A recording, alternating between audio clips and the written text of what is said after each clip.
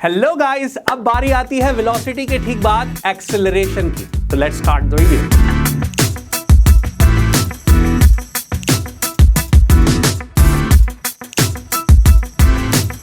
आइए एक्सेलरेशन की बात करते हैं बेन दैन के प्लेटफॉर्म पर।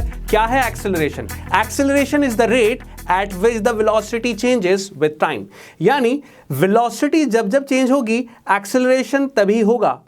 एक्सेलरेशन की एग्जिस्टेंस वेलोसिटी के चेंज होने का नाम है। सिंपल फॉर्मूला क्या हो सकता है? वेलोसिटी डिवाइडेड बाय टाइम बनता है एक्सेलरेशन। यूनिट मीटर पर सेकंड वेलोसिटी है, यहां टाइम से हम डिवाइड कर रहे हैं तो मीटर पर सेकंड स्क्वायर बन जाएगा एक्सेलरेशन का यूनिट। अब एग्जाम्पल की बात कर लेते हैं।